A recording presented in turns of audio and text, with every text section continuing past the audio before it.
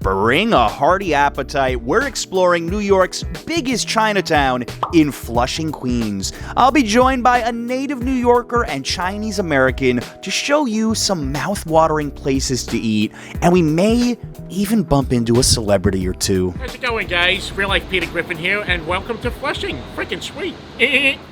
I have never been to Flushing with a local who actually knew what to order and all those insider spots. And, well, my guest is somebody you probably recognize if you watch my channel enough. Hey folks, ActionKid here. We're in Flushing, Queens, and we're gonna check out a bunch of spots. We're gonna get some great food, some great things to drink, and let's go check it out.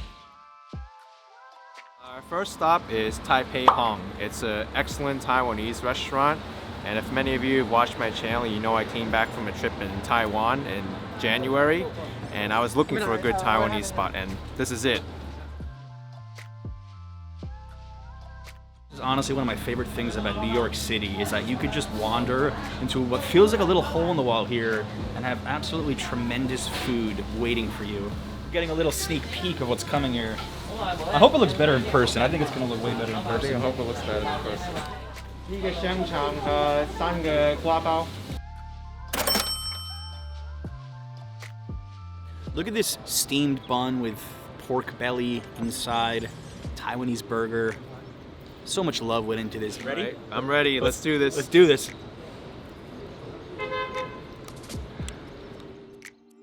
This pork, so much flavor, and you have the little pieces of peanut on top. It almost feels like there's a peanut paste on it when you eat this. Wow, like really good choice for a complete hole in the wall, I have to say. I know, it is so good. You got the little peanuts, like John said, the pickled mustard as well, and the pork belly along with the steamed bun. Perfect combination. You have so many flavors in this. It rocks. Authentic too. I went to Taiwan, and this is the closest that I've gotten to good pork belly burger in New York City.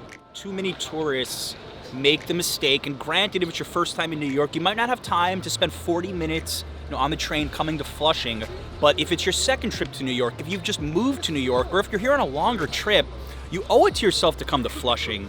I've been here before. It's just a foodie's paradise, I would call it. Yeah, it really is a foodie's paradise. You come here, you'll be in love with the neighborhood just from the food. This sausage is a type of sausage that make an average fried rice to like amazing fried rice. So I'd probably put like amazing then. I'll say amazing fried rice. Amazing fried It's rice. really good. Very tasty. So here we are at the corner of Main Street and Roosevelt Avenue. This is the third busiest intersection in the city after Times Square, Manhattan, and Herald Square. I want to add something. You said that was one of the busiest intersections in the city. I think this is by far busier than Manhattan right now, like by far busier. There's no tourists. These are just locals walking around. Like you completely feel that New York City buzz here. ActionKid, on the theme of places I probably wouldn't have even stopped at if I walked by, we're on to stop number 2, White Bear. Yep, White Bear, it's very small as you can see. You can just pass right by it, but we're gonna go here and get the number 6, which is the wontons in the spicy chili oil, and it's delicious.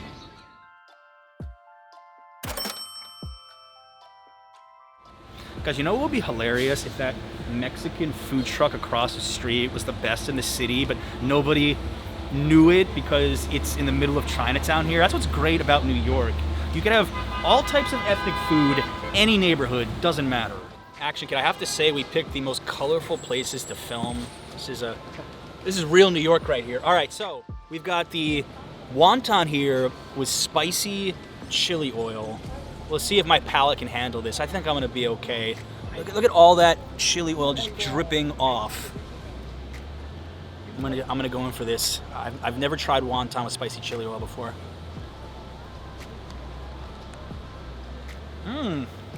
Just like melted in my mouth, and just the right amount of spice.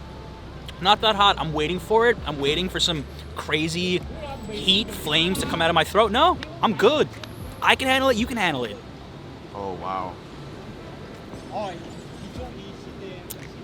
That chili oil just adds so much flavor to this wonton. It's not too hot, but it adds the right amount of flavor to it. I can taste the pork and all these vegetables, and I think it's scallion maybe, but this place has been written up a few times being one of the best places to eat in Flushing. Never disappoints.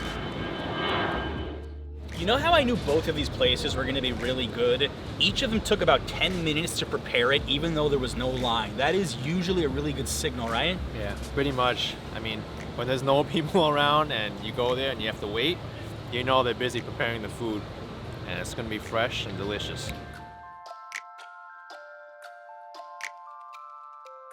You know what I love best about Flushing? It's that in this little mall here, we've got Papa Rich. I did a video there a few years ago, amazing Malaysian food, Chinese food next stall over, and then we have Coop Chicken, an amazing Korean fried chicken spot. This is the best Korean fried chicken place in Flushing. We got 12 pieces of fried chicken here, chicken wings.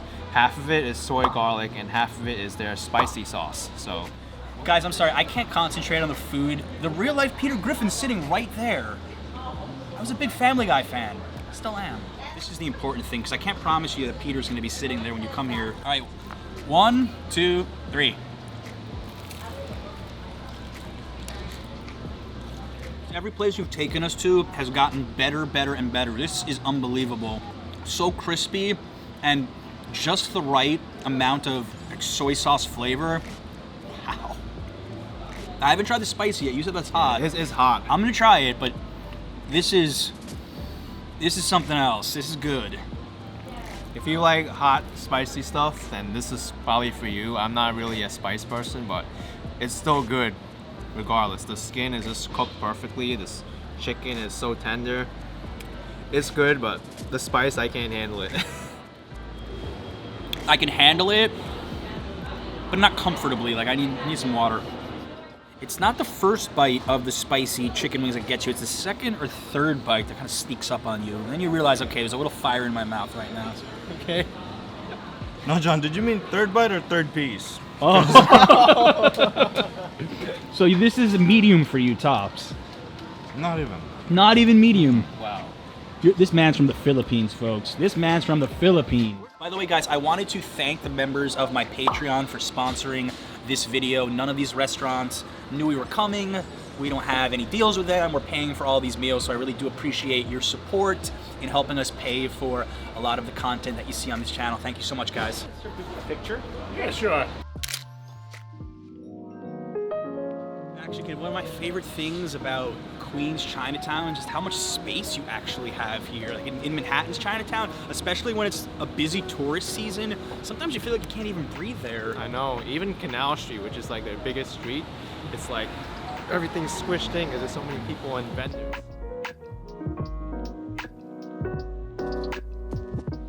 So we're at the Prince Tea House, our last stop in Flushing, Queens, and this spot is known for their teas. It's by their name, on Prince Street, the original location. This restaurant is absolutely beautiful. The interior feels like you're having tea with the British royal family. And this is actually, I just realized, the first time that I'm doing indoor dining in New York City since March. It has been that long, and it's open at 25%. It's perfect because nobody's here right now, so I feel perfectly safe. So I'm happy to be doing my first indoor dining in 7 months with you. Darjeeling Margaret's Hope Black Tea.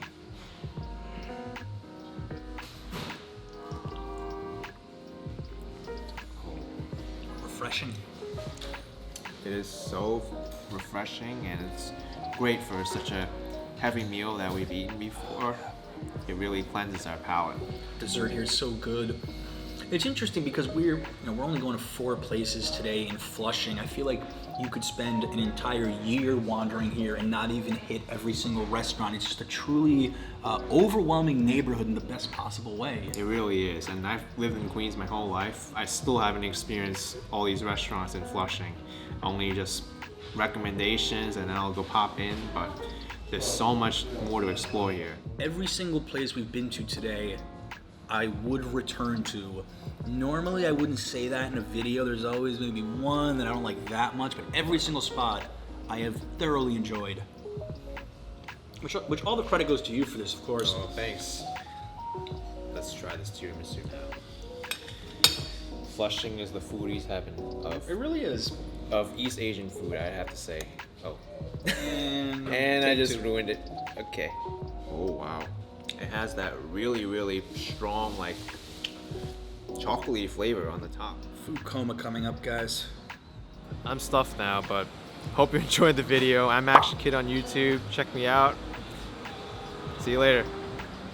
Thank you so much to ActionKid for being an amazing host here. Flushing, Queens, well, I think the video speaks for itself. You've got to visit, trust me. Guys, hope you enjoyed watching. Make sure to smash that like button. Until next time. Where's Peter? Still here. Oh, I got some spice in my throat. Yeah, get stuck there.